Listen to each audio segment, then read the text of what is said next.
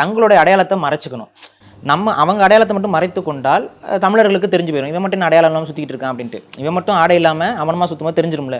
அப்போ எல்லாருடைய ஆடையையும் எல்லாரோட அடையாளத்தையும் உருகி விட்டோம்னா பிரச்சனை முடிஞ்சுதுங்கிறனால எல்லாரோட அடையாளத்தையும் பறித்து தமிழர் என்ற அடையாளத்தை மறைத்து இவங்க நமக்கு கொடுத்த ஒரு அடையாளம் தான் திராவிடம்ங்கிற ஒரு அடையாளத்தை நம்மிடம் திணிக்கிறார்கள். அப்போ இந்த அரசியலுடைய நோக்கம் ஐயா சொல்வது போல கால்டுவெல்லுடைய ஒரு தன்னை நிலைநாட்டி எல்லிஸுங்கிற ஒரு ஆய்வாளருக்கு எதிரான ஒரு பதத்தில் தன்னை நிலைநாட்டிக்கொள்ள ஒரு சதி செய்கிறார். அவர் தெரியாமல் செஞ்சாரோ தெரிஞ்சு செஞ்சாரோ அதை செய்கிறாரு. அதை இவங்க தெரிந்தே எடுத்துக்கொள்கிறார்கள். திராவிட கட்சிகள் நடத்தக்கூடியவர்கள் தலைவர்கள் மட்டும் தமிழக தலைவர்களாக இருப்பாங்க, தமிழின தலைவராக இருப்பாங்க. புரியுதுங்களா அவங்க சொல்கிறது? ஆனால் திராவிடர்கள் நீங்கள் இனம் என்ன, உங்கள் இனம் என்னன்னா அவங்களால தமிழர்னு சொல்லிக்க முடியாது.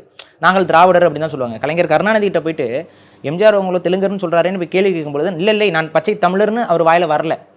மாறாக அவர் என்ன சொல்கிறாரு, நான் திராவிடருங்கிறாரு. அதே போல் ஈவேரா என்ன சொல்கிறாருன்னு பாருங்க, காமராஜர் அவரை அடையாளப்படுத்தும் போது காமராஜரை அடையாளப்படுத்தும் போது பச்சை தமிழர் காமராஜருங்கிறாரு.